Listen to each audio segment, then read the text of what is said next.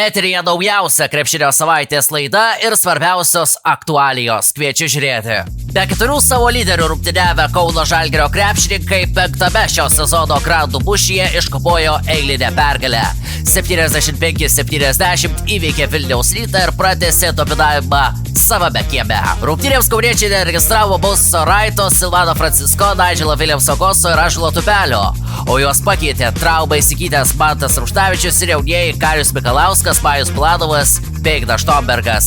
Rezultatyviausiai nugalėtojų gretose žaidė Edgaras Ulanovas, pelnė 17 taškų, Arno Butkevičiaus sąskaitoje 13, Vilniečių gretose 13 surinko Augustas Marčiulionis, Martynas Ekudas ir Martynas Paliukėnas pridėjo po 11. Kauno komanda jau prasitikrinusi pirmąją vietą reguliariajame sezone. Su 15 pergalių likęs Rytas kovoja dėl antrosios pozicijos ir šioje kovoje tenka stumdytis su Klaipėdos Neptūno ir Šiaulių ekipomis. O dabar jūsų dėmesiui komentarai po dvikovos. Visų pirma, sveikinimai žaidėjam ir mūsų fanam, kurių daug gausiai susirinko, tikrai girdėjom juos ir smagu prie tiek fanų žaist. Manau, kad rungtynės kontroliavimo gynyboje, nesisekė, gal tie metimai nekrito, bet kaip visą laiką sakom, turim kontroliuoti rungtynės gynybą, nes metimai vieną dieną krenta, kitą nekrenta. Šiandien žaidėm įvairiais penketais, bet manau, žaidėjai suprato, ko norim ir atsidavimu ir antroji pusėje praleidom.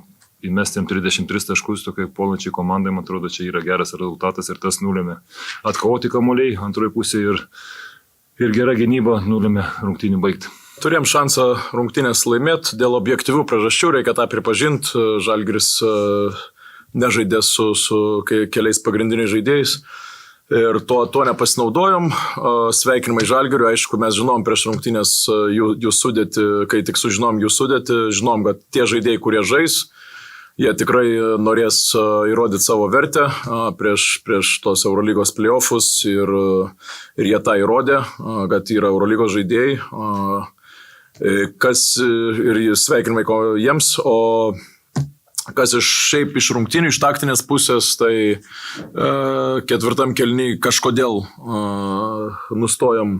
pradėjom vaikščioti aikšteliai. Reikia turbūt įeiti į, kaip pasakyti, formą geresnę, nes tai yra toks sezono metas, kur jau turim demonstruoti vis tiek aukščiausią tą formą. Iš taktinės pusės būtų gerai, kad mūsų 5 numeriai prieš 3 numerį apsigintų po krepšių ir būtų gerai, kad kamuolius geriau kontroliuotume, nes kamuolių šiandien realiai pagrindinė pralaimėjimo priežastis yra lenta ir kai duodam 40% varžovom po pramestų metimų atsikovot kamuolius, tai sunku yra kontroliuoti tokią komandą. Emocijos yra emocijos, nesmagus pralaimėjimas mums, bet reikia tokių sezono metų žiūrėti didesnį paveikslą, o didesnis paveikslas mums sako tai, kad turim žaisti geriau. O dabar sugrįžkime prie nacionalinės krepšinio lygos reikalų, kuriuos pradėjome aptarti praėjusioje laidoje. Pusfinalių kovos baigėsi Marijampolės Sūduvos Baltingos ir Klaipėdos Neptūno Aquaservice pergalėmis. Marijampoliečiai trečiosiose serijos su Vilkaviškio Perlas Go rungtynėse pergalę iškovojo 12 taškų, 77-65 ir įrodė savo pranašumą 2 Suvalkijos komandų akistatoje. Vilkaviškio krepšininkai balandžio 23-ąją pradėjo mažąjį finalą Šakiuose rungtynėmis su vietos Vyčių VDU. Eriko Kučiausko auklėtiniai skaudžiu pralaimėjimu baigė pusfinalį su klaipėdiečiais 83-84.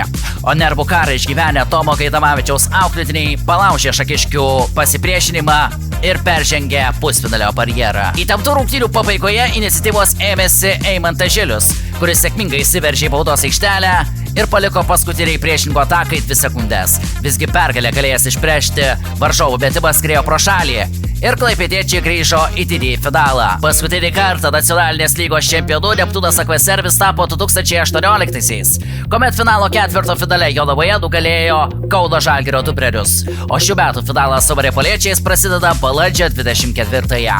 Aš šiandien atsisveikinu. Laidoje Krepšinio savaitė tiek. Iki kito karto.